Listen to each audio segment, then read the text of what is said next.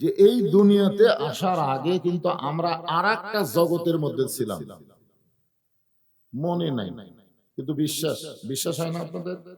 এখানে আসার আগে আপনারা কোথায় ছিলেন? এজন্য একটা গানের মধ্যে কয় না, কোন বনেরই পাখি তুমি আইলারে কোন বনে, আবার কোন বনেতে যাইতে হবে পড়ছে নাকি মনে। গানটার অর্থ বোঝেন? আমরা কোথায় ছিলাম, কোথায় আসলাম, আবার কোথায় আমরা যাব।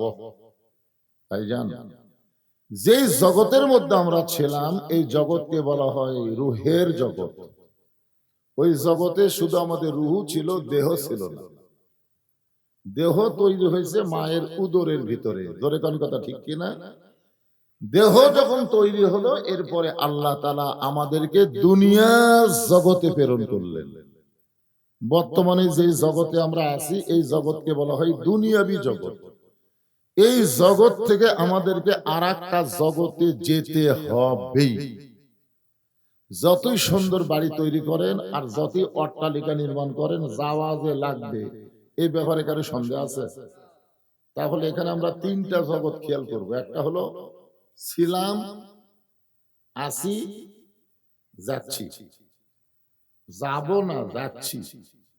প্রত্যেকটা ধাপে ধাপে আমাদের হায়াতকে অতিক্রম করে আমরা মৃত্যুর দিকে হাঁটতেছি। জোরে কোন কথা ঠিক কিনা?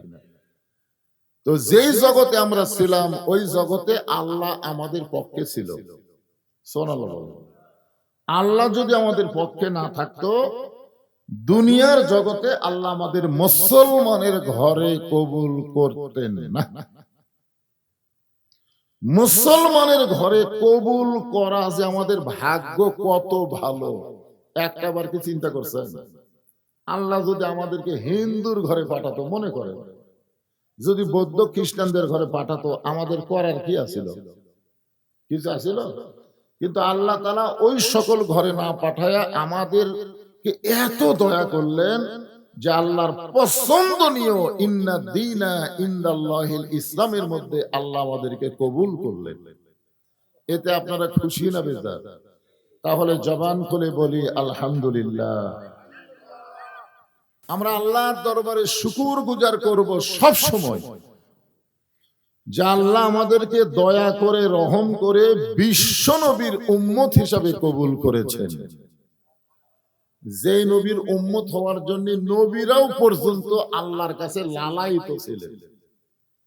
আমাদের নবীর আগে একজন নবী দুনিয়াতে এসেছিলেন, আপনারা তার নাম জানেন কি নাম? ঈসা আলাইহিস সালাম কিন্তু এখনো মরে নাই, মরছে? আল্লাহ তাআলা ঈসা আলাইহিস সালামকে চতুর্থ আসমানে রেখে দিয়েছেন। ঈসা আলাইহিস সালামকে আল্লাহ যখন দুনিয়া থেকে চতুর্থ আসমানে নিয়ে গেলেন, ওই সময় ঈসা নবী বললেন, আল্লাহ দুনিয়াতে মানুষ যায় মরার জন্য। কিসের জন্য? এই কথাটা সবাই স্বীকার করা লাগবে। দুনিয়াতে আমরা এসেছি বাঁচার জন্য না মরার জন্য? মরার কথা বলতে কি ভয় লাগতেছে? ঈসা আলাইহিস সালাম বললেন, আল্লাহ দুনিয়াতে মানুষ মরার জন্য যায়, কিন্তু আমার যে মৃত্যু হলো না। আল্লাহ বলতেছে, ঈসা তোমারও মৃত্যু হবে। আল্লাহ বলতেছেন, আমার মৃত্যু কি চতুর্থ আসমানে হবে? আল্লাহ বললেন, না, তোমার মৃত্যু দুনিয়াতেই হবে। ঈসা আলাইহিস সালাম বললেন, আল্লাহ আবার কবে দুনিয়াতে নবী করে পাঠাবেন? আল্লাহ বললেন, নবী করে পাঠাবো না, বিশ্ব নবীর উম্মত করে তোমাকে প্রেরণ করা হবে। এই কথা শোনার সঙ্গে সঙ্গে ঈসা নবী শুকরিয়া তান 4 রাকাত নামাজ আদায় করছে। কয় রাকাত? আল্লাহ বলেন, ঈসা বিশ্ব নবীর উম্মত হওয়ার কথা শুনে তুমি 4 রাকাত নামাজ আদায় করার পিছনে কারণ কি? ঈসা বললেন, আল্লাহ আমাকে নবী করে দুনিয়াতে প্রেরণ করেছিলেন, আমি তেমন খুশি হই নাই, কিন্তু বিশ্ব নবীর উম্মত করে প্রেরণ করবেন এই খুশিতে আপনার শুকরিয়া তান 4 রাকাত নামাজ আদায় করেছি। নবীর উম্মত হওয়ার জন্য একটা নবী যদি খুশি হয়, তাহলে আপনারা কি খুশি না বেজার?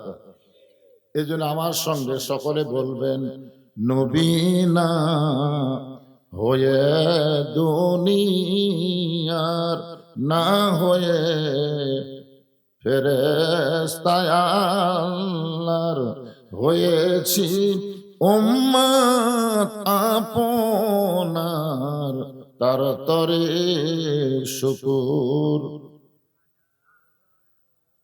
এর পরেরটা আমি কইলাম না কেন? আমি এই জন্যই বললাম না যে সেই সময়কার লোক হাজারের উপরে হিসাবই জানত না, এই জন্য হাজার কছে। এখনো হাজার আছে, এখন হাজারের কোনো খাওয়া আছে এখন? তো তাহলে আপনারা হাজার বার বলেন কেন? যার উপর হিসাব কেউ জানে না সেটা হলো কৌটি। সেটা কি? তাহলে সকলে বলেন তার তরে শুকুর কোটি বার আলহামদুলিল্লাহ। এখন আসেন যে কোরআন থেকে আপনারা আলোচনা শুনবেন, এই কোরআনের মধ্যে কোনো সন্দেহ? সবাই বলা লাগবে। দুই একজন বলবেন, দুই একজন বলবেন না, তাহলে ফেরেশতারা আবার প্রত্যেকটা, আমরা যারা এখানে বসেছি আমাদের সবার সাথে দুটো করে ফেরেশতা আছে না নাই? হিন্দুদের সাথে শুধুমাত্র যারা ঈমানদার, শুধুমাত্র যারা আল্লাহ রাসূলকে বিশ্বাস করে তাদের কাঁধে দুটো ফেরেশতা আছে। হিন্দুদের কাঁধে থাকা লাভ কি? ওর কি কিছু লেখার আছে? যারা ঈমান নাই তার কি লিখবে? এই জন্য আমরা যারা এখানে বসে আছি আমাদের সকলের সঙ্গেই দুইটা ফেরেশতা আছে। এই ফেরেশতার কাম কি? আল্লাহ কোরআনে বলেন কিরামান কাতিবিনা ইয়ালামুনা মা তাফআলুন। আমি যখন বললাম কোরআনের সন্দেহ, আপনার যেই নাই বললেন সঙ্গে সঙ্গে ডান কান্দে ফেরেশতা লেগে ফেলে দিল। কিন্তু যারা জবান বন্ধ করে থাকলেন, কারণ ফেরেশতারা তো বেকায়দা। আল্লাহ বলতেছে, আল্লাহ আমরা কি লিখবো? আল্লাহ বলতেছে ও যখন জবান বন্ধ করে আছে বাম কান্দের ফেরেশতা লেখ। তো বাম কান্দের ফেরেশতা বলে হামু তো শুনিনি আল্লাহ। আল্লাহ বলে তুই না শুনলে কি হবে? আল্লাহু আলিমুম বিযাতিস সুদূর, ওর অন্তরের খবর আমি জানি। ওই হলো বোবা শয়তান। যখন কি শয়তান? যারা হক কথা বলে না, কোরআনের মধ্যে সন্দেহ নাই, এটা হলো সবচেয়ে বড় সত্য কথা। ধরে কোন কথা ঠিক কিনা? এই সত্য কথার সময় যারা জবান বন্ধ রাখে এরাই হলো মানুষ রূপী বোবা শয়তান। তাও সবাই ঠিক কয় না। এই কোরআনের মধ্যে কোনো সন্দেহ, এই কোরআনে কোনো গোজামিন, এই কোরআনে কোনো ধোঁকা। এখন আপনার বলেন তো এই কোরআন আল্লাহ আমাদের কি জন্য দিচ্ছে? পড়ার জন্য, তাই না? হায় হায় রে, এই কোরআন পড়িছে, কোরআনের বাংলা অর্থ পর্যন্ত লিখছে, মরার সময় রাম রাম করে মরিছে। এর নাম হলো গিরিশ চন্দ্র সেন। ধরে করেন এর নাম কি? কোরআন পড়িছে, না পড়লে কোরআনের বাংলা অর্থ লিখতে পারে?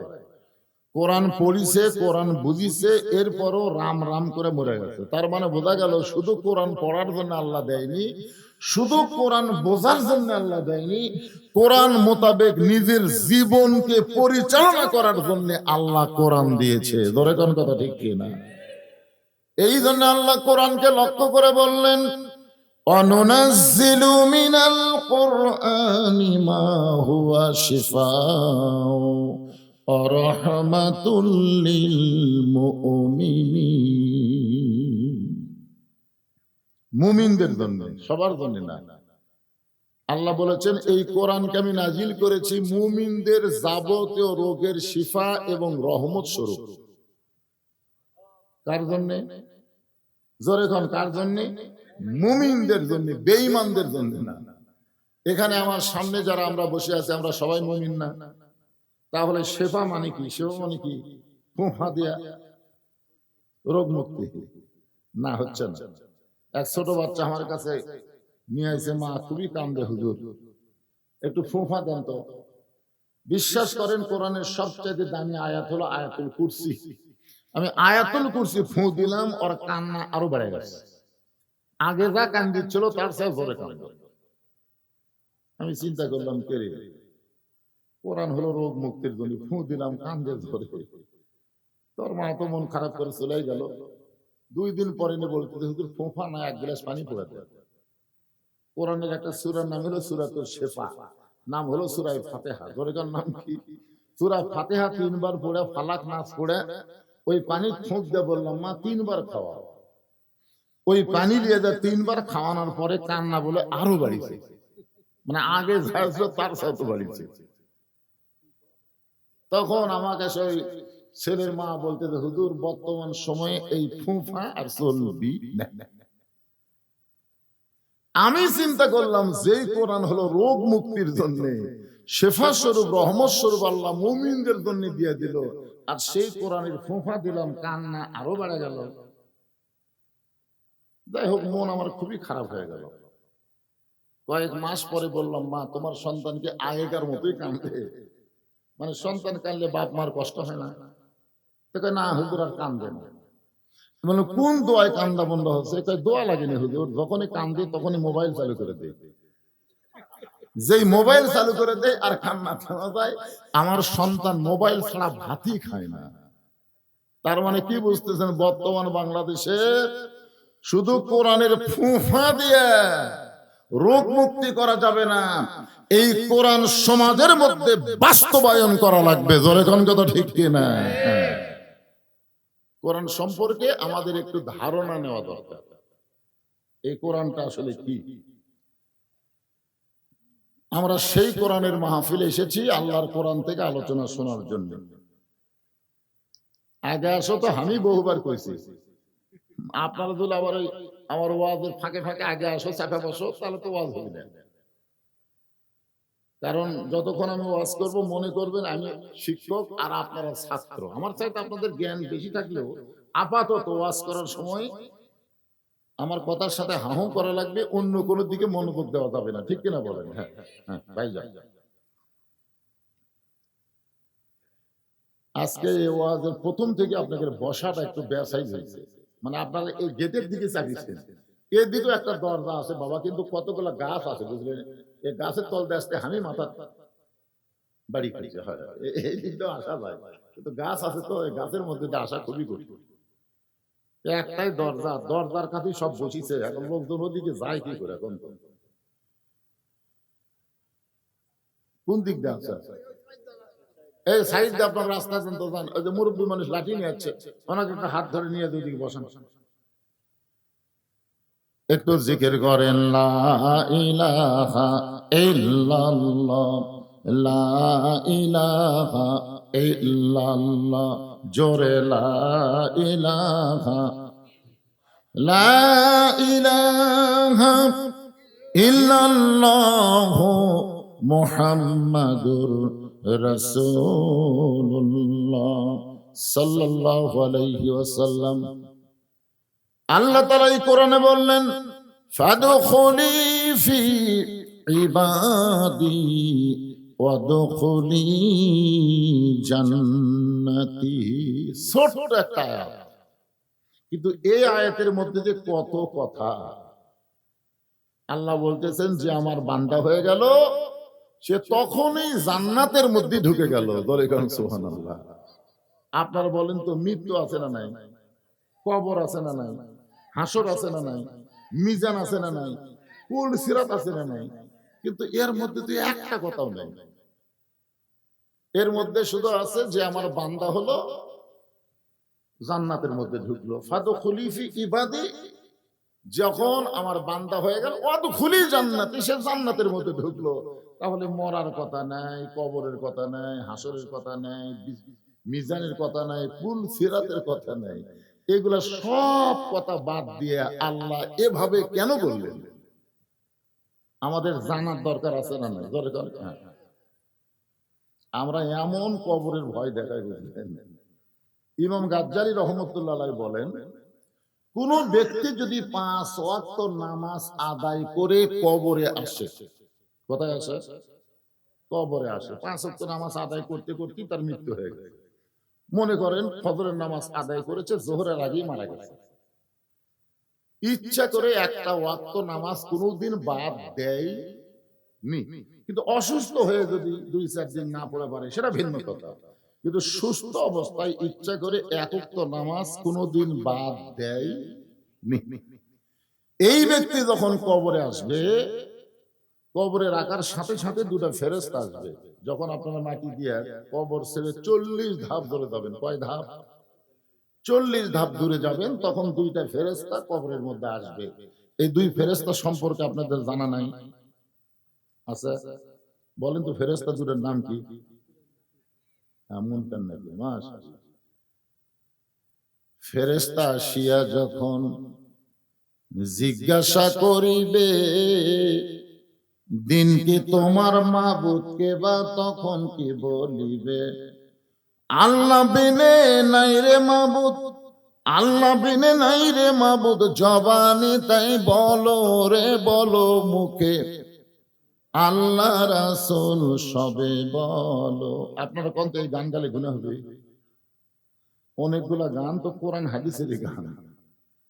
মুনকার নাকির এসে ওই মৃত্যু যে ব্যক্তি শুয়ে আছে কবরে, তাকে জিজ্ঞাসা করতেছে, মান রব্বুকা, তোমার রব কে?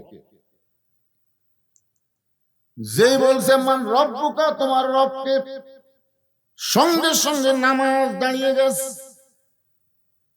কে দাঁড়াইছে? নামাজ দাঁড়িয়ে বলতেছে, এই মুনকার নাকির, কাকে রব সম্পর্কে প্রশ্ন করতেছো? কাকে? বলে যে ব্যক্তি শুয়ে আছে। মুনকার নাকির বলতেছে, আরে দুনিয়া থেকে কেবল এসে কবরের জান্নাতে একটু শুইছে। সুবহানাল্লাহ করেন না কেন? কবরের জান্নাত মানে বোঝেন? মুমিন মুসলমান যখন কবরে যাবে, ওই কবর তার জন্য কবর হবে না, কবরটা হবে জান্নাতের টুকরা। এখন নামাজ বলতে চাই মুনকার নাকির, যাকে রব সম্পর্কে প্রশ্ন করলে, সে 10 বছর বয়স থেকে নামাজ শুরু করছে, আর 75 বছর বয়সে সে মারা গেছে। এখন বলো 10 বছর থেকে 75 বছর, 65 বছরে কত ওয়াক্ত নামাজ পড়িছে, হিসাব দাও। মুনকার নাকির বলবে, ভাই আমাদের কাছে ক্যালকুলেটর নাই। তো ক্যালকুলেটর নাই তো মান রব্বুকা প্রশ্ন করিস? মুনকার নাকির ফরজ নামাজ দৈনিক হলো 17 রাকাত। দৈনিক 5 ওয়াক্ত কয় রাকাত? 17 রাকাত। সুন্নত কমপক্ষে 12 রাকাত। কয় রাকাত? 12 রাকাত।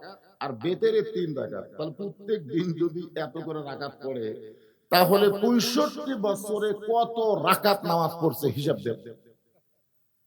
মুনকার নাকির কয়, ভাই আরো তো কঠিন হয়ে গেল।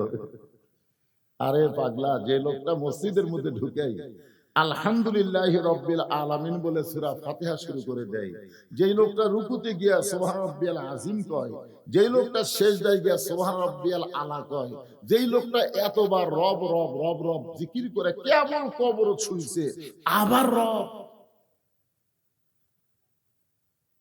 মুনকার নাকির কয়, আল্লাহ তোমার বান্দাকে মান রব্বুকা প্রশ্ন করার সাথে সাথে নামাজ যে খেপা খেপছে, আল্লাহ বলে যে নামাজ নিয়ে কবরের মধ্যে আইছে, তার সমস্ত প্রশ্নের উত্তর হয়ে গেছে। জোরে গান সুবহানাল্লাহ। এখন বলেন আল্লাহ রাসূল নামাজ সম্পর্কে কি বললেন? আল্লাহ রাসূল বলেছেন, বাইনাল আবদি ওয়াল কুফুরি তারকুস সালাত। এখানে কি হচ্ছে? ফাদখুলি ফি ইবাদি।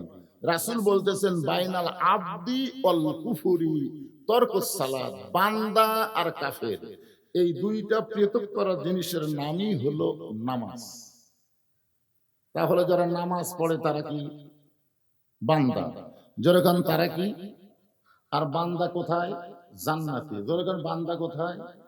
আর যারা নামাজ পড়ে না তারা কি? কাফের। আপনারা হাদিস কি শুনলেন? বাইনাল আবদি ওয়াল কুফুরি তারকুস সালাত, বান্দা আর কাফেরের মধ্যে পৃথক করা জিনিসটার নামই হলো নামাজ। যারা নামাজ আদায় করে তারা কি? বান্দা। যেরকম তারা কি? আর বান্দার জন্য ফাদখুলি ফি ইবাদি ওয়াদখুলি জান্নাতি। আর যারা পড়ে না তাদের জন্য কি?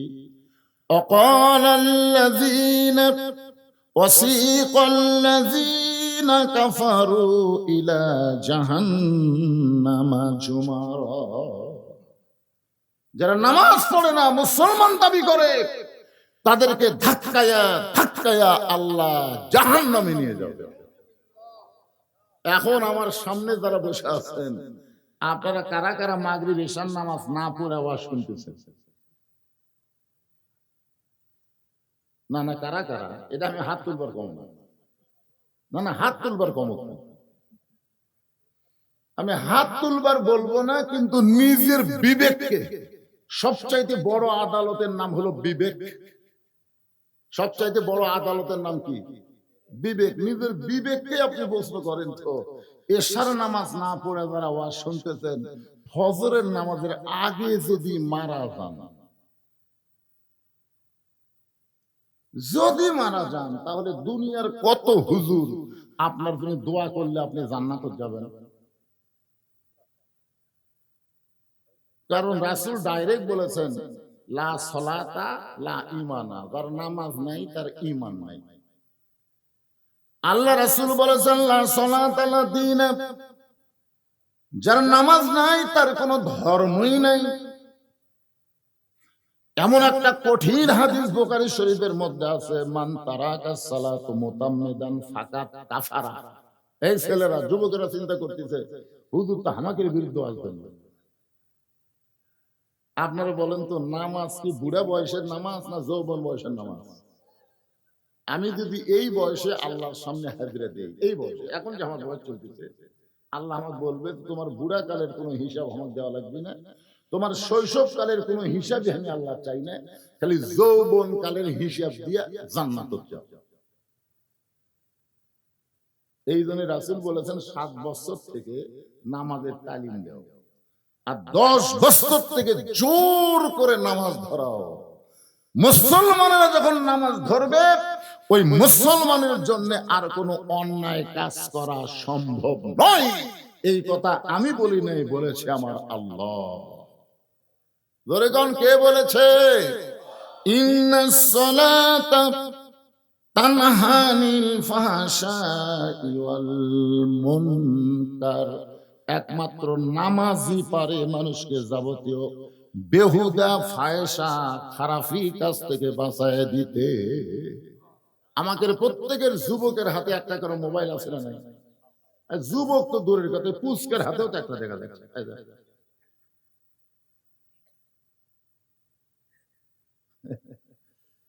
আপনার বলেন তো, যেই যুবক নামাজ পড়ে না, এই যুবক মোবাইল দিয়ে সবসময় ভালো কিছুই দেখে। রাত যত বেশি হবে তখন মনে করবে সবাই ঘুমিয়ে গেছে, জানলা দরজা বন্ধ, কম্বলের মধ্যে এখন কে দেখতে দিবে, এখন আমি একলাই, আমার সাথে কেউ নাই। আরে পাগলা, তোমার সাথে দুটো ফেরেশতা আছে, কেউ না দেখলেও কে দেখতেছে? আরো জোরে কোন, কে দেখতেছে? এই জন্য ফাদখুলি ফি ইবাদি ওয়াদখুলি জান্নাতি। তুমি যদি আল্লাহর বান্দা হবার পারো, তোমার জন্য মৃত্যু, কবর, হাসর, মিজান, পুলসিরাত কোনো কিছুই বাধা দেবে না। সরাসরি 8টা জান্নাতের দরজা আল্লাহ খুলে দিবে। ওয়াসিকাল্লাযীনা তাকাউ রাব্বাহুম ইলাল জান্নাতি যুমারা হাত্তা ইযা জাউহা ওয়াফতিহাত আবওয়াবুহা وقال لهم خزنتها سلام عليكم طبتم فادخلوها خالدين।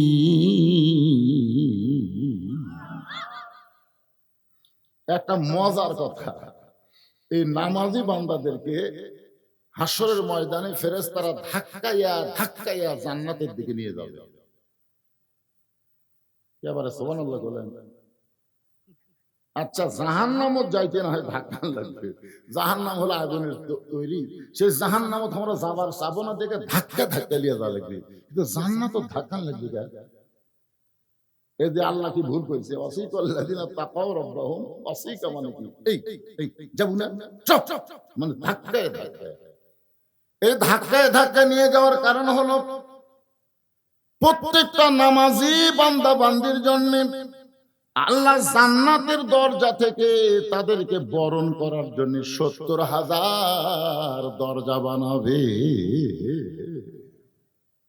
প্রধানমন্ত্রী যদি নওগাঁও আসে তাহলে আপনার মনে করেন দরজা বানায় না, গেট বানায় না? যেখানে সেখানে দেখবেন একটা করে গেট বানাইছে, কি প্রধানমন্ত্রীকে বরণ করতেছে। তা আপনার বলেন তো, প্রধানমন্ত্রীর চাইতে জান্নাতীদের সম্মান কম না বেশি? কত বেশি! অনেকে প্রধানমন্ত্রী হবার চাই, এমপি হবার চাই, কিন্তু জান্নাতি হবার চাই না। ধরে কথা কন না কেন? এমপি হওয়ার জন্য কত মানুষের হাত ধরতেছে, কত মানুষের সালাম দিচ্ছে। হায় হায়, আমার এলাকার নেতারা বুঝলেন এখন তো নরম হচ্ছে ভাই। কি নরম রে! এ কোরআন বলতেছে, এই শোনেন, এই কোরআনের ঘোষণা কি জানেন? দায়িত্ব পাওয়ার পরে নরম হবে, দায়িত্ব পাওয়ার আগে গরম থাকবে। যেমন দায়িত্ব পাওয়ার আগে হযরত ওমর এত গরম ছিল, রাস্তাতে গেলে শয়তান 40 দিন পর্যন্ত যাইতো না। ধরে কোন কথা ঠিক কি না? আপনারা বলেন তো, হযরত ওমর দায়িত্ব পাওয়ার পরে গরম না নরম? ইসলামের নিয়ম হলো দায়িত্ব পাওয়ার আগে গরম, পাওয়ার পরে হলো নরম। আর আমাদের বাংলাদেশের নিয়ম হলো দায়িত্ব পাওয়ার আগে নরম। গাড়ি থানা ফকিরক সালাম দিচ্ছে, গাড়ি থানা নেতা, গাড়ি থানা ফকিরক সালাম দিচ্ছে। আসসালামু আলাইকুম চাচা, চাচা খালি চারদিকে তাকায়, এরকম তাকায়। নেতা বলে চাচা কি দেখেন? বলে কাক সালাম দিলেন? বলে আপনাকে দিলেন। বলে আমি ভিক্ষা করে খাই। তাই ভোটের আগে আপনিও যা হামু হেই রে নেতা নরম ভাই। কিন্তু যেই নেতা ভোট পাইয়া এমপি হবে, মন্ত্রী হবে, ওই নেতা যদি আবাদ পুকুর আসে, ফকির তো দূরের কথা, সামসার অত্যাচারে একটা ভোটার পর্যন্ত নেতার কাছে যাবার পারবে না। ধরে কোন কথা ঠিক কিনা? নেতার আগে থাকবে 100 মোটর সাইকেল, পিছনে থাকবে 100 মোটর সাইকেল। নেতা যখন বসবে সামসারাই ঘিরে ধরবে। একটা গরিব ফকির যাকে মার্কায় ভোট দিছে, ও যদি কাছে যাবার চাই, সামসা ফকির কয় কেবারে আমার সালাম দিল, ভোটের আগে আমার বুকের মধ্যে টেনে দিল, আর আমি ওর মার্কা ভোট দিল। ভোটের আগে নেতা নরম, ভোটের পরে নেতা হয়েছে গরম। কিন্তু আল্লাহর কোরআনের সমাজ যখন প্রতিষ্ঠা হবে, তখন নেতা রাস্তাতে গেলে শয়তান 40 দিন যাবে না। কিন্তু দায়িত্ব যখন পাবে, তখন এত নরম হবে, নেতার কোনো চামচা থাকবে না। নেতা একা একা চোরের মতন মানুষের দুঃখ কষ্ট দেখার জন্য ঘুরবে। ইন্নামাল মুমিনুনা আল্লাযীনা ইযা যুকিরাল্লাহু ওয়াজিলাত কুলুবুহুম ওয়া ইযা তুলিয়াত আলাইহিম আয়াতুহু জাদাতুহুম ঈমানাও ওয়া আলা রাব্বিহিম ইয়াতাওয়াক্কালুন।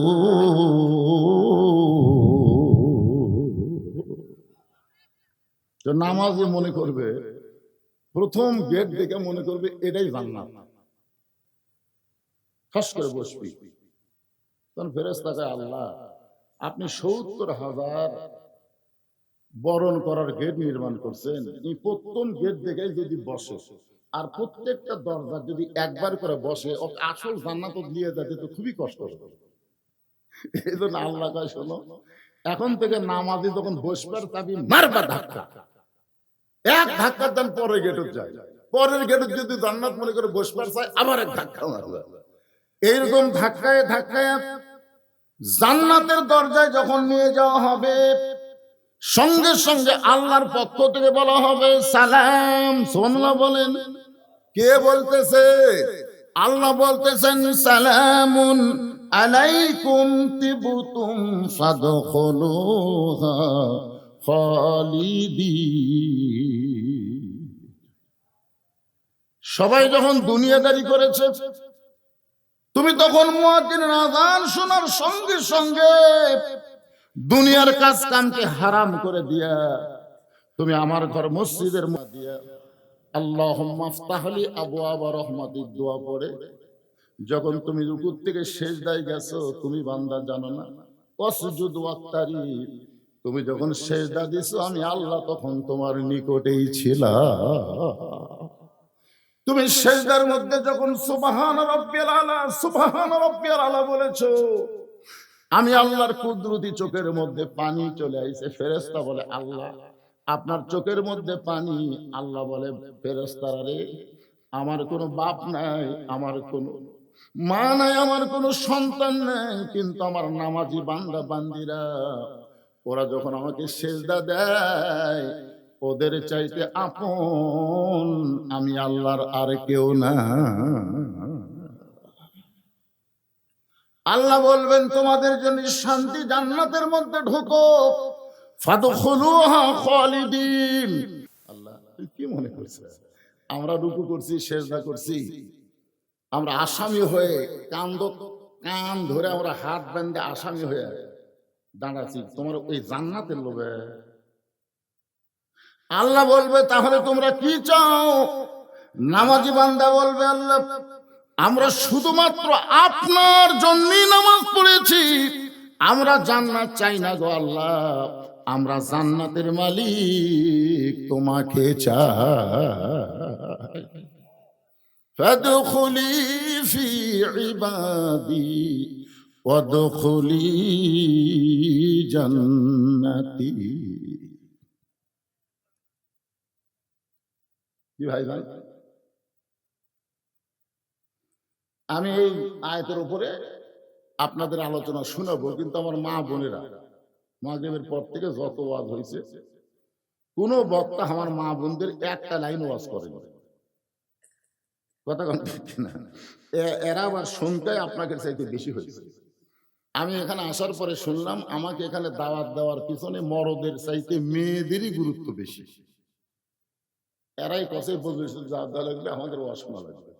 এখানে আসে কিছু পুরুষ মানুষের কথা শুনলাম, তারা খুব বিপদে আছে। অনেক বউ স্বামীর কথা শোনে না, হুজুর একটু মা বোনদের জন্য ওয়াজ করবেন। আমাদের মা বোনের একটু বেপর্দা হয়ে ঘরে মাঝে মধ্যে মাথার চুলও বেচা খায়। কথা কয়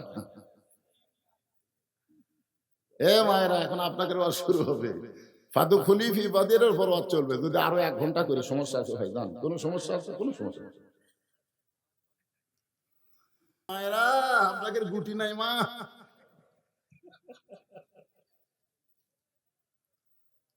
হযরত আলী বলতেছেন তোমার বাবা নিষেধ করছে বলে আমি তোমাকে বলি নাই, আজকে যখন বলার হুকুম দিল তাহলে বলতেছি তুমি শোনো। ফাতেমা বলতেছে আমি শুনতে চাই। আলী বলতেছেন একজন মেয়ে মানুষের কথা আর একজন মেয়ে মানুষের কাছে তারিফ করলে কোন মেয়ে সহ্য করতে পারে না, যার প্রমাণ হলো হাসিনা খালেদা। জোরে কোন কথা ঠিক কি না? আপনারা বলেন তো হাসিনা খালেদার মিল ছিল? এই দুটা মেয়ে মানুষ বুঝলেন, আল্লাহ আমাকে বাঁচাতে পারে। একটা বিদায় দিয়েছে আর একটা কোলে আছে ভাই। আল্লাহ কিন্তু আমাকে নিজের হাতে বাঁচাতে পারে। আল্লাহ রাসূল 1400 বছর আগে বলেছেন, 1400 বছর আগে। এখানে আলেম ওলামা আছে, বুখারী শরীফে কিতাবুল ফিতানে আল্লাহ রাসূল বলেছেন মা তারাকতু বাদি আলা উম্মতি ফিতনাতুন আদার আলা রাসূল মিনান নিসা, রাওয়াহুল বুখারী কিতাবুল ফিতান। আল্লাহ রাসূল বলেছেন আমার পরে আমার উম্মতের জন্য সবচেয়ে বড় বিপদ হলো পুরুষ মানুষের জন্য নারী নেত্রী হওয়া। তাহলে আমরা এত বছর কি আছিলাম, রহমতে না বিপদে? কথা কয় না। এখন একজন বিদায় নিছে আর একজন পোলা আছে। আপাতত আমরা দেখতে পারতেছি মেয়ে মানুষের দিন শেষ, এখন হলো মরদ মানুষের বাংলাদেশ। লিল্লাহে তাকবীর। হয়তো বলবেন হুজুরের একটা বানা কথা হলো, বানা কথা না। আল্লাহ কোরআনে বলেছেন আর রিজালু কাওয়ামুনা আলান নিসা, পুরুষ থাকবে উপরে নারী থাকবে নিচে। এই কথা কার? আরো জোরে জোরসে বলুন। আমরা দেশ মাতা বলতে পারবো কিন্তু দেশ নেত্রী বলতে পারবো না, কারণ নেতা হবে পুরুষ মানুষ, মাতা হবে নারী মানুষ। মানেন বা না মানেন, হয় কোরআন থেকে দলিল দিয়ে দিলাম, আপনার না মানলে আমার কি হবে? আল্লাহর বান্দার একটু মনোযোগ দেন। হযরত আলী বলতেছেন, ফাতেমা ওই কাঠুরের বউ জামিলা তোমার আগে কেমনে জান্নাতে যাবে, এইটা শুনবার গেলে তোমাকে ধৈর্য ধারণ করা লাগবে। ফাতেমা বলতেছে, আমি ধৈর্য ধারণ করলাম।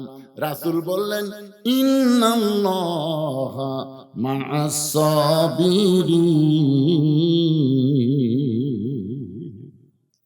ধৈর্যশীলদের সঙ্গে কে আছে?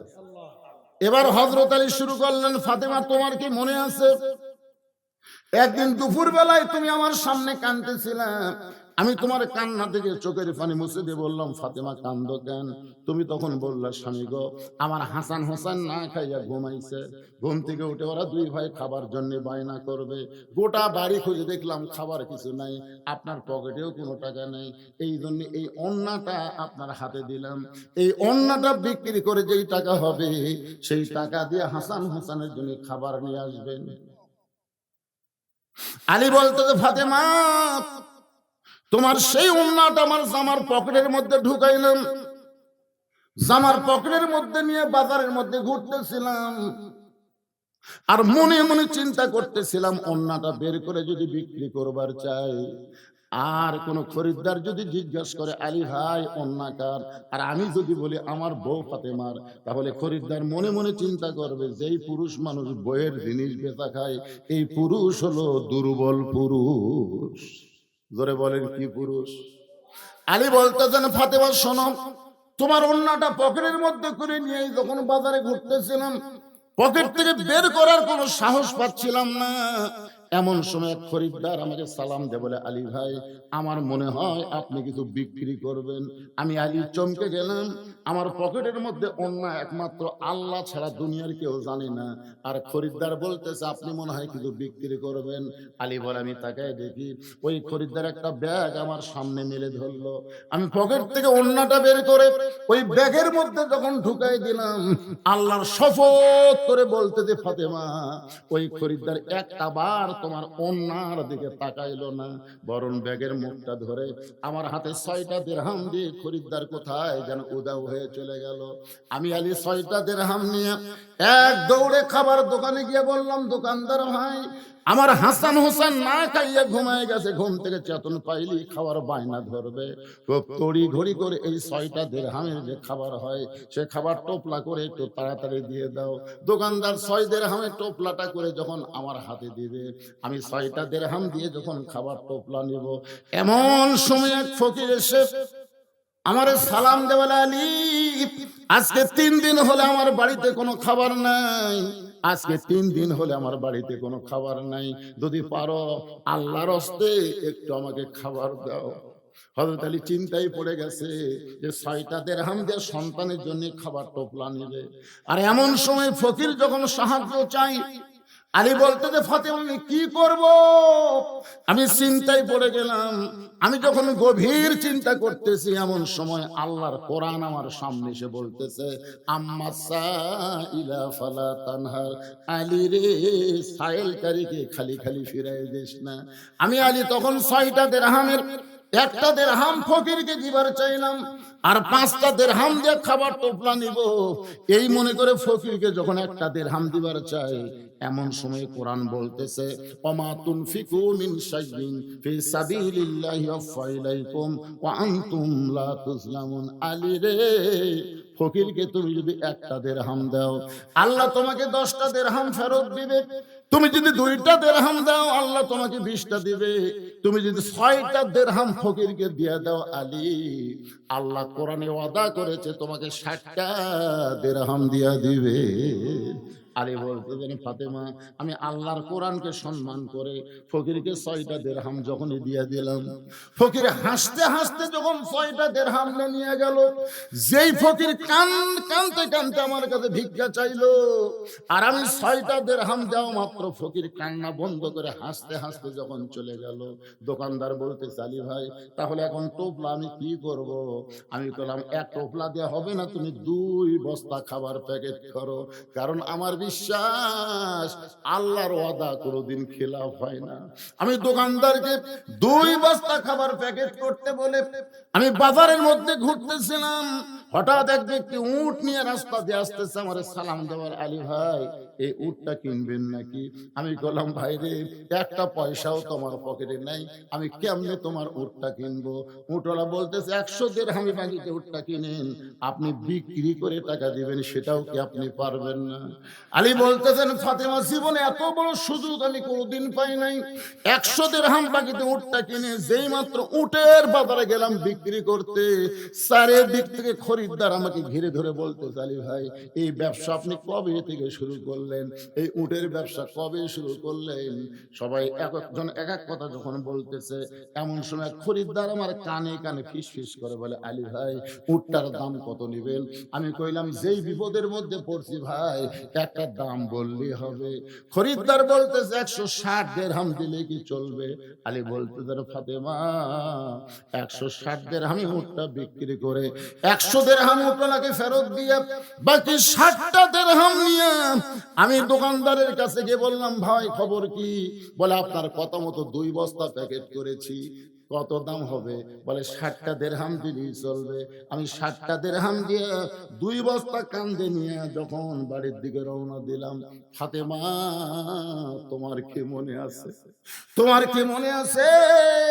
আমি বাড়ির দরজায় যেই মাত্র গেলাম, দরজায় সালাম দিলাম, আসসালামু আলাইকুম ইয়া আহলাল বাইত। তুমি ঘরের ভিতর থেকে বলতেছো ওয়ালাইকুম আসসালাম, দরজা খোলা গেল না। আমি আলী বললাম ফাতেমা দরজা খুলে দাও। তুমি তখন বললা অন্য বিক্রি করার টাকা দিয়ে বড় জোরে 1 টোপলা খাবার হবে, 2 বস্তা খাবার কোথায় পাইলেন? এটা যতক্ষণ না বলবেন ততক্ষণ পর্যন্ত আমি দরজা খুলবো না। আলী বলতেছেন ফাতেমা 2টা বস্তা কান্দে নিয়ে আমি বড় কষ্টে আছি রে, মেহেরবানি করে দরজা খুলে দাও। দরজা খুললেই আমি বলবো। তুমি বললেন আগে বলেন তারপরে দরজা খুলবো। অন্য বিক্রি করার টাকা দিয়ে বড় জোরে 1 টোপলা খাবার হবে, 2 বস্তা খাবার কোথায় পাইলেন? আমি 10 বার তোমাকে বলেছি দরজা খোলো তারপরে বলবো, তুমিও 10 বার আমাকে বলেছো আগে বলেন তারপরে দরজা খুলবো। এমন সময় আল্লাহর কোরআন আমার সামনে এসে বলতেছে, আর রিজালু কাওয়ামুনা আলান নিসা, পুরুষ থাকবে উপরে, নারী থাকবে নিচে। খবরদার আলী, যতক্ষণ ফাতেমা দরজা খুলবে না ততক্ষণ বস্তার খবর তুই বলবি না। আমি আল্লাহর কোরআনকে সম্মান দিয়া দরজায় অপেক্ষা না করে আল্লাহর নবীর দরবারে গেলাম তোমার বিরুদ্ধে নালিশ করার জন্য। আমি নবীর দরবারে গিয়ে দেখি নবী চকিয়ার উপর বসে আছে। আমাকে দেখার সঙ্গে সঙ্গে নবী দৌড়ে এসে সর্বপ্রথম আমার কপালে একটা চুমা দিয়া আমার কাঁধ থেকে আল্লাহর নবী 2টা বস্তা নিজে নামায় নিলেন। রাসূল বলে, আলী রে তোমার কাঁধ থেকে বস্তা নামায় নিলাম, তোমার কপালে চুমা দিলাম, এরপরও তোমার মুখটা কেন ভার দেখি? আমি তখন বললাম, রাসূল আপনি কত ভালো, আপনি বস্তা দেখার সঙ্গে সঙ্গে বস্তা নামাইনি আমার কপালে চুমা দিলেন, কিন্তু আপনার মেয়ে? আল্লাহ নবী বললেন, আমার মেয়ে কি করেছে? বলে বারবার বলেছি দরজা খুলে দাও, কিন্তু বারবার বলেছে বস্তার মধ্যে কেমনে হইল একটু আগে বলেন তারপরে খুলবো। আল্লাহ নবী মুস্কি হেসে বললেন, আলী রে ফাতেমা যদি দরজা খুলতো তাহলে বলো তো তুমি কি আমার কাছে আসতে? আলী বলতে, তো হুজুর আপনার মেয়ে যদি দরজা খুলতো তাহলে খামাখা কষ্ট করে আপনার কাছে আসবো কেন? রাসূল বলে, আলী রে আমার মেয়ে ইচ্ছা করেই দরজা খুলে নাই, আমার মেয়ে ফাতেমা ইচ্ছা করেই দরজা খুলে নাই। আলী বলতেছে, রাসূলুল্লাহ আপনার মেয়ে ইচ্ছা করে দরজা না খোলার কারণ কি? আল্লাহর নবী বললেন, মাত্র 4টা কারণ। জোরে বলেন কয় কারণ? আলী বলতে, হুজুর কি সে 4টা কারণ? রাসূল বললেন, আলী তুমি কি বলতে পারবা ফাতেমার ওড়না কে কিনেছে? আলী বলতেছে, ইয়া রাসূলুল্লাহ আমি জানি না। আল্লাহ নবী বলেন, আলী কোন ফকির তোমার কাছে ভিক্ষা নিয়েছে? আলী বলতেছে, ইয়া রাসূলুল্লাহ আমি জানি না। আল্লাহ নবী বলেন, আলী রে কে তোমার কাছে উট বিক্রি করলো তুমি কি বলতে পারো? আলী বলতেছে, ইয়া রাসূলুল্লাহ আমি জানি না। আল্লাহ নবী, আলী রে কে খরিদ্দার হয়ে তোমার কাছ থেকে উটটা কিনলো তুমি কি বলতে পারো? আলী বলতেছে, ইয়া রাসূলুল্লাহ আমি জানি না। আল্লাহ নবী বললেন, আলী তুমি কি জানবার চাও? আলী বলতে, 1000 বার কোটি বার জানতে চাই। রাসূল বললেন, তাহলে বসো, এই 4টা কারণ আমি নবী তোমাকে শোনাই। জোরে গান সুবহানাল্লাহ। হযরত আলী বসে গেছে। আল্লাহ নবী কে অন্না কিনলো, কে ভিক্ষা নিল, কে উট বিক্রি করলো, কে আবার খরিদ্দার হয়ে উটটা কিনলো, এটা নবী বলবেন, আলী শুনবেন। এই জায়গাটা আমি রেখে দিয়ে আমি চলে গেলাম আবার ফাদখুলি ফি ইবাদি ওয়াদখুলি জান্নাতি। আপনার বলেন তো মেয়ে মানুষের উঠবি? কি আগে জান্নাত জামিলে কি আমল করছে, খালি ধান্দাত আছে কিন্তু, ঠিক কিনা বলেন? এরা খুব আশা করে আমার দাওয়াত দিতে ভাই, এই জন্য এক টানা ওদের কিছু ওয়াজ শোনাই দিলাম। এখন আপনাদের ওয়াজ শোনানোর জন্য আমি আবার ফেরত চলে আসলাম। খুব খেয়াল করেন, মনে আছে আপনাদের? মনে আছে নামাজি ব্যক্তিরা কি বলবে? وقالوا الحمد لله الذي صدقنا وعده وأورثنا الأرض نتبوأ من الجنة حيث نشاء فنعم أجر العاملين। এরা আল্লাহর কোরআনের তেলাওয়াত শুনলে ঈমান বাড়ে না কমে? আলহামদুলিল্লাহ। তো ঈমান বাড়ার লক্ষণ কি? শয়তানকে কাছে নেওয়া না তাড়ানো। শয়তানকে তাড়ানোর এক নম্বর মূল মন্ত্র হচ্ছে আল্লাহু আকবার। আল্লাহ নিজেই নবীকে বলেছেন অরাব্বাকা ফাকাব্বির, আমি আল্লাহর নামে তাকবীর দেন। নবীকে আল্লাহ তাকবীর দেওয়ার অর্ডার করেছে, আর নবীর উম্মত হয়ে কোরআনের আয়াত শুনে মেনে কি মনে করতেছে? এখন কি সিলমাদারে মানুষ কম আছে? 61টা বারে এখনো সিল দেয় রে, এখনো সিল দেয়। আয় আয় রে, ময়নারা জায়গা করছেন, ছোট মানুষ হবে বেশি। একটা 60 তাকবীর দেন তো। লিল্লাহি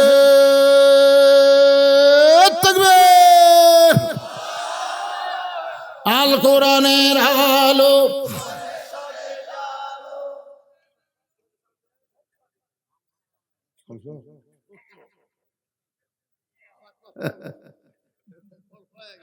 মাশাআল্লাহ, আমি চিন্তা করতেছি এই দলের লোক আছে না নাই,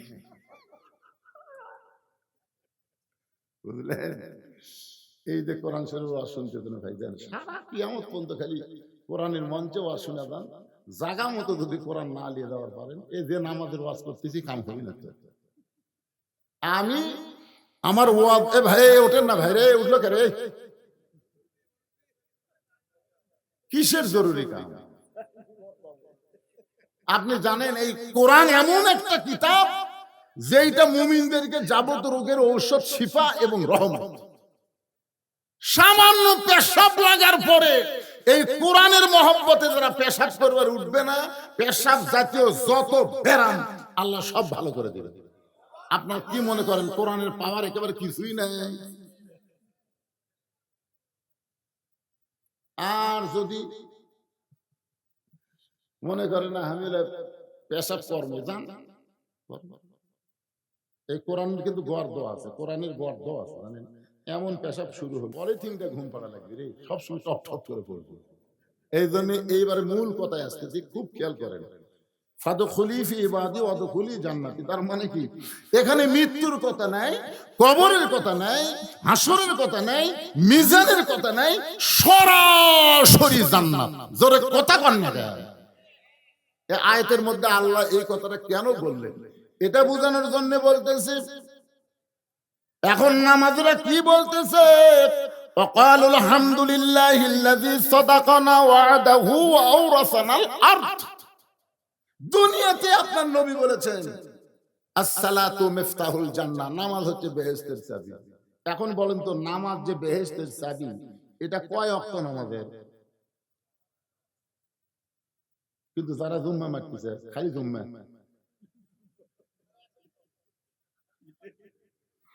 না যারা খালি জুমার নামাজ পড়ে 5 ওয়াক্ত পড়ে না, এই হাদিস কি তাদের জন্য?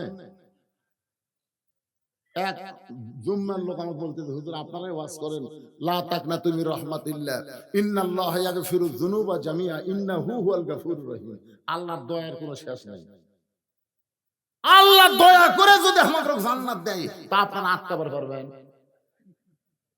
আমি বললাম ঠিক আছে ভাই, তুমি খালি জুমার নামাজ পড়ো, 5 ওয়াক্ত যখন পড়ো না, আল্লাহ দয়া করে তোমাকে জান্নাত দিবি। আল্লাহ বলবে হাসরের ময়দানে, আমি রহমানুর রহিম, যারা জুমার দিনের শেষে এসে আগে গেছে, মানে আজকে শেষে গেছে আগে, আমি আল্লাহ তাদেরকে দয়া করে জান্নাত দিলাম, যাও। ওরা যা খুশি হবে ভাই, এই জুম্মা পার্টিরা জান্নাতের দিকে মারবি দৌড়, এক দৌড়ে জান্নাতের কাছে গিয়ে দেখবে জান্নাতে একটা তালা। জুম্মা পার্টি বলবে, আল্লাহ আপনি আমাকে জান্নাত দিলেন, জান্নাতের দরজার যে তালা আছে, আল্লাহ বলতে খুঁজে দেখ চাবি আছে, খুঁজে। ওরা তখন পকেট হাতে দেখবে একটা চাবি আছে, চাবি তালার মধ্যে ঢুকছে ঠিকই, কিন্তু ঘোরে না। ঢুকছি বুঝছেন, কিন্তু ঘোরে না। আল্লাহ চাবি তো ঢুকলো, তালার মধ্যে ঘোরে না কেন? আল্লাহ বলতে তালার মধ্যে 5টা দাগ আছে, তোর চাবির মধ্যেও 5টা দাগ থাকা লাগবে, দাগে দাগে মিল হবি, কুটুস করে খুলে দেবি। এখন দেখ তো তোর চাবির খবর কি? তখন বলতেছে, আল্লাহ আমাকে চাবি দিয়ে তেল ফেলা। আল্লাহ তখন বলবে, আমার দয়াতে জান্নাত দেখে ফেরত আয়। মানে তোরা জান্নাত দেখতে পারবো, কিন্তু ঢুকবার পারবো না। যারা খালি জুম্মা মারতেছে, এরা জান্নাত দেখবি ঠিকই, ঢুকবার পারবি না। ডাক্তার জান্নাতে ঢুকতে গেলে 5টা দাগ, 5 ওয়াক্ত থাকা লাগবে। কথা আমার কথাই বুঝলেন ভাইজান? এই 5 ওয়াক্ত নামাজ যখন পড়বেন, আল্লাহ তাআলা একসঙ্গে 2টা পুরস্কারের কথা বলেছেন। ফালিয়াবুদু রাব্ব হাযাল বাইত আল্লাযী আত'আমাহুম মিন জু'ইন ওয়া আমানাহুম মিন খাউফ। ওই ঘরের মালিকের যদি তোমরা গোলামি করো, নামাজ পড়ো, আল্লাহ তোমাদের সঙ্গে সঙ্গে 2টা পুরস্কার দেবে। 1 নম্বর পুরস্কার হলো তোমাদের রিজিকের কোনো পেরেশানি থাকবে না। আর 2 নম্বর পুরস্কার হলো যাবতীয় ভয় ভীতি থেকে আল্লাহ পুরাপুরি নিরাপত্তা দিয়া দিবে। সুবহানাল্লাহ, জোরে বলেন।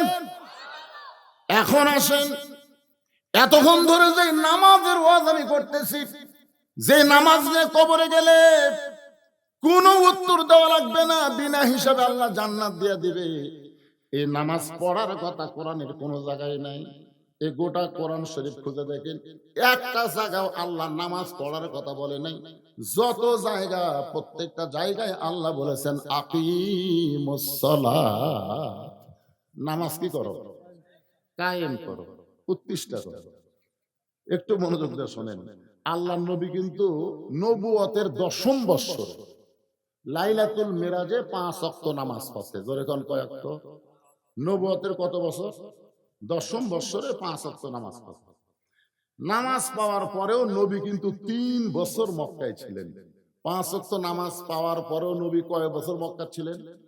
3 বছর মক্কায় ছিলেন। একদিন গভীর রাত্রে নবী আল্লাহকে বলতেছে, আল্লাহ আপনি যত জায়গায় নামাজের কথা বলেছেন, প্রত্যেক জায়গায় নামাজ কায়েমের কথা বলেছেন, কিন্তু বর্তমানে মক্কায় যে পরিবেশ চলতেছে, আমরা তো নামাজ কায়েম করবার পারতেছি না। আমরা চোরের মতন চুপি চুপি নামাজ পড়ি।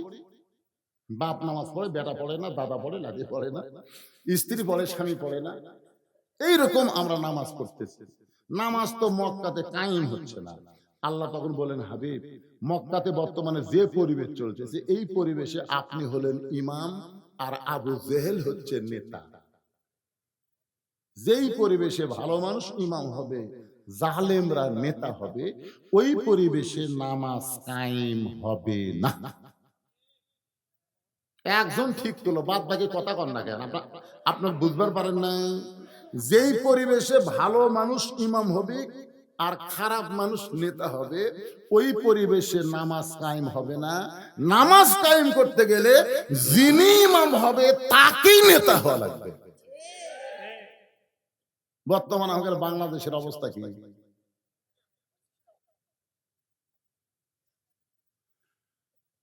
আল উলামা ওয়ারাসাতুল আম্বিয়া, নবীদের ওয়ারিস যারা আলেম, তারা সবাই ইমাম। আর মেম্বার চেয়ারম্যান যেগুলো আছে, শালারা একটাও নামাজ পড়ে না। কি ভাবতেছেন? কোরআনের একটা আয়াত তেলাওয়াত করার পরে আমি আবার জামিলার দিকে চলে যাব, আয়াতটার তাফসীর হবে একেবারে মোনাজাতের আগ দিয়ে। এখন বললে অনেকের চুলকানি উঠবে, চুলকানি এখন তুলবার চাই না, মোনাজাতের আগে চুলকানি উঠুক। আয়াতটা বলবো, ইন্নাল্লাহা ইয়ামুরুকুম আনতু আব্দুল আমানাতি ইলা আহলিহা ওয়া ইযা হাকামতুম বাইনান নাস আন তাহকুমু বিল আদল। ভাইজান, আপনি আওয়ামী লীগ করেন, আপনি বিএনপি করেন, আপনি জাতীয় পার্টি করেন, আপনি জামাত করেন, আপনি তাবলীগ করেন, আপনি পীর মুরিদি করেন, যাই করেন, আপনি যদি নামাজি হন তাহলে প্রত্যেক দলের জন্য আলাদা আলাদা মসজিদ আমরা খুঁজি না, বরং সব দলের মুসলমান এক মসজিদে নামাজ পড়ি। ধরে কোন কথা ঠিক কিনা? আপনাদের সিলমাদারে আওয়ামী লীগের মসজিদ আছে, বিএনপির মসজিদ আছে, জামাতের। তাহলে সবাই যারা আমরা নামাজ পড়ি, আমরা যেই দল করি না কেন, আমাদের দল হলো বাহিরে, ভিতরে কিন্তু আমরা এক দল। এক দল আপনারা দেখেননি? বিএনপি, আওয়ামী লীগ, জাতীয় পার্টি, এরা তিন দলের 30 জন মুসল্লি কাতার সোজা করে দাঁড়িয়ে আছে। তিন দলের কয়জন? 30 জন মুসল্লি কাতার সোজা করে দাঁড়িয়ে আছে। কিন্তু ইমামের বইয়ের হচ্ছে অসুখ, ইমাম বউ লেগেছে হাসপাতালে। এখন এই তিন দলের মুসল্লি কাতার সোজা করে বলতে, কে রে সামনে কে যাবি রে, সামনে কে যায় রে? তো এখন বিএনপি করছে, আওয়ামী লীগ তুই যা। না ভাই, আমি কাতার সোজা করে পারি রে, আমি সামনে যাওয়ার পারি না। আওয়ামী লীগ বিএনপি বলতে তুই যা, আমি বেশি বার লাকামত দিবার পারি ভাই, তুই জায়গা আমি জীবনেও যাই নাই। কেরে জাতীয় বাড়ি তোর খবর কি? আমি যখন যে দল দেখি আমি সেটি, আমার কোন ইমান আছে কেন?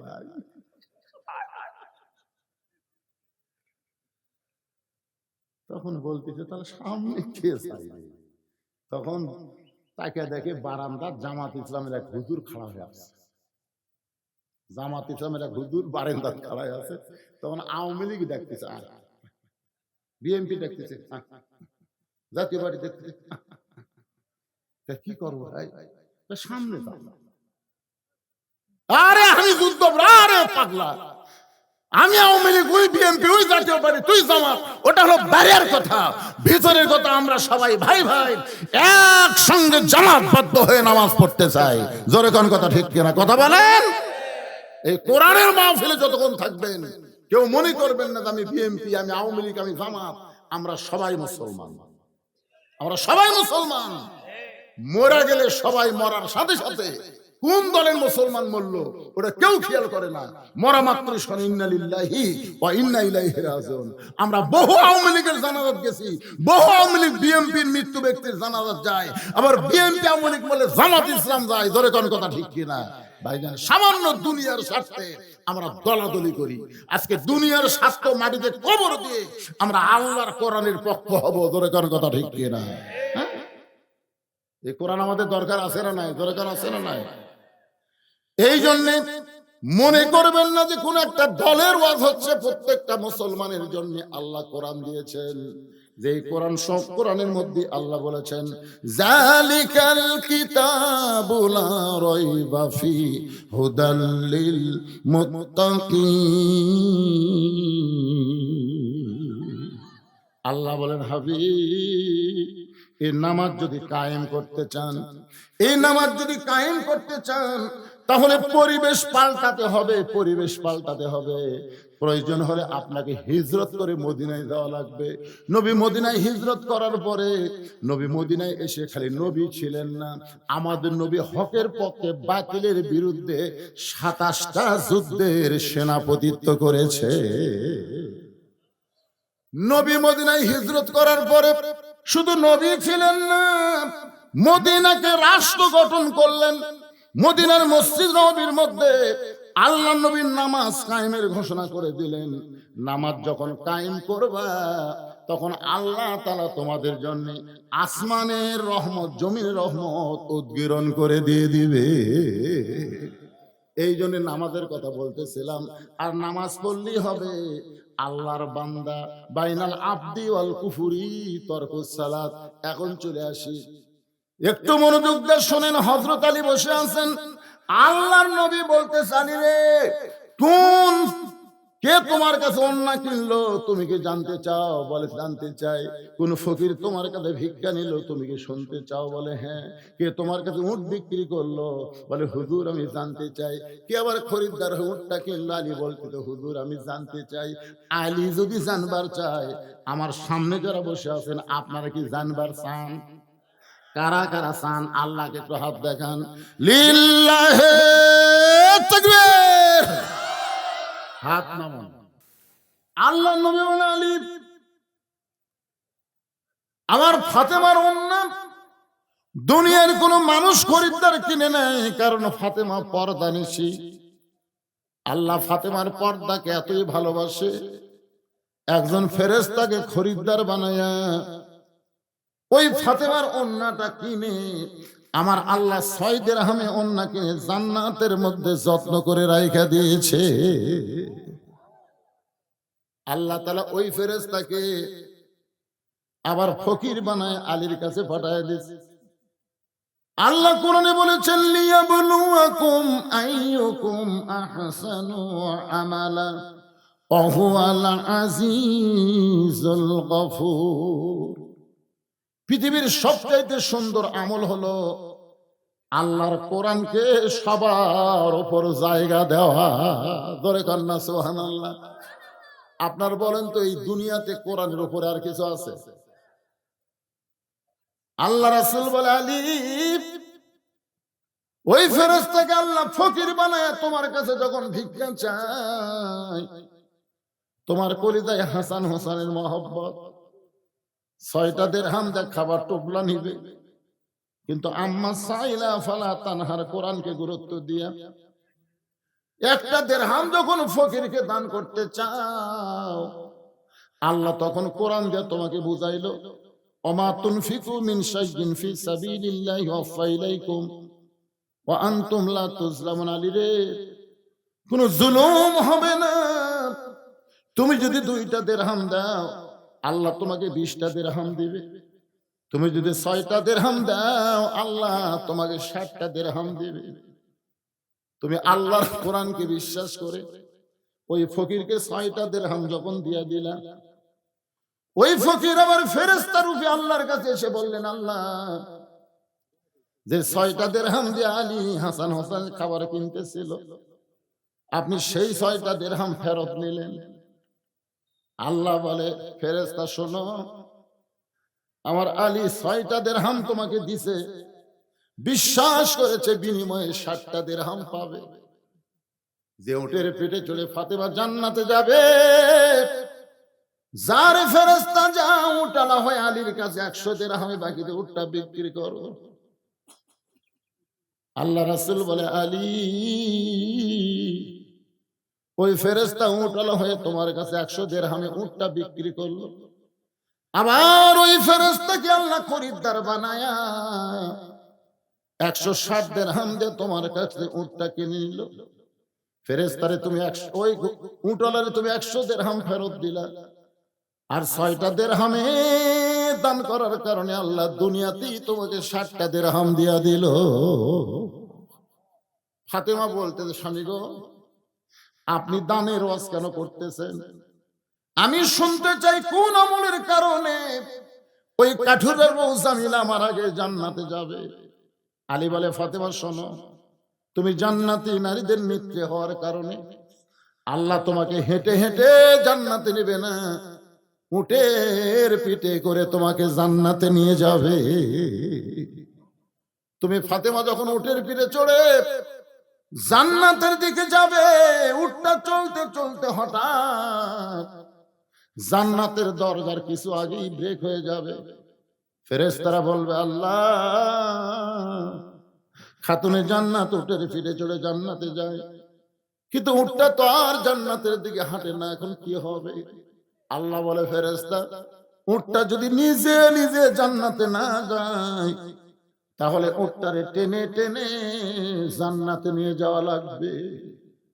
ফেরেশতারা বলে মাবুদ উটের কি ধরে টানবে, উটের তো টানার কিছুই নাই। আল্লাহ তখন বলবে ফেরেশতারা রে আমি ফাতেমার ওন্না কিনি জান্নাতের মধ্যে যত্ন করে রাইখে দিয়েছি, ওই ওড়নাটা এনে উটের গলায় বেঁধে দাও। আলী বলতেছেন, ফাতেমা তোমার ওড়নাটা এনে উটের গলায় বেঁধে দিবে, ওড়নার একটা অংশ নিচের দিকে ঝুলতে থাকবে। ফেরেশতারা বলে, মাবুদ এখন ওড়নার অংশ ধরে কে টেনে টেনে উটটাকে জান্নাতে নিয়ে যাবে? আল্লাহ বলবেন, জামিলা রে, তোমার স্বামী সব সময় দোয়া করেছে, আমার যেই জামিলা নবীর মেয়ে ফাতেমার জন্য স্বামীর হুকুম ছাড়া দরজা খোলে না। আমি কাঠুরিয়া জামিলারে কিছুই দিবার পারিনি দুনিয়ায়, আমি গরিব থাকার কারণে আমার জামিলারে কিছুই দিবার পারিনি গো আল্লাহ। আমি স্বামী হয়ে দোয়া করি, আমার যেই বউটা স্বামীর হুকুম ছাড়া নবীর মেয়ে ফাতেমার জন্য দরজা খোলে না, তারে তুমি সবার আগে জান্নাত দিও। আলী বলে, ফাতেমা আল্লাহ জামিলার স্বামীর দোয়া কবুল করে। ওই জামিলাকে বলবে, জানে জামিলা যা, উটের অন্যার অংশ ধরে টেনে টেনে ফাতেমার জান্নাতে নিয়ে যা। তুমি ফাতেমা মনে করবে আমি তো জান্নাতে যাচ্ছি, জান্নাতি নারীদের নেত্রী হয়ে উটের পিঠে চড়ে আমি তো জান্নাতে যাচ্ছি, কিন্তু আল্লাহর হিকমত হলো উটের পিঠ থেকে তোমার পা জান্নাতে দেওয়ার আগে ওই কাটুরার বউ জামিলার পা জান্নাতে আগে যাবে।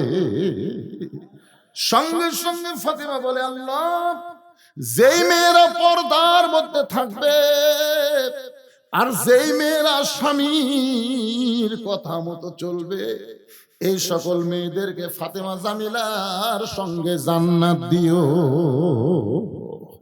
আমার মায়েরা নামাজ পড়বেন, রোজা করবেন, স্বামীর কথা মতো চলবেন, পর্দার মধ্যে থাকবেন, আল্লাহ তাআলা আপনাদেরকে ফাতেমা জামিলার সঙ্গে জান্নাত দিয়া দিবে। আপনারা বলেন তো, এর চাইতে মায়েদের ভালো কোনো ওয়াজ আছে? আল্লাহ তাআলা আমার মায়েদেরকে ফাতেমা জামিলার মতন কবুল করুক। জোরে বলে আল্লাহুম্মা আমিন। সবাই ইস্তিগফার আস্তাগফিরুল্লাহ রাব্বি মিন কুল্লি জামবি ওয়া তুবু ইলাইহি।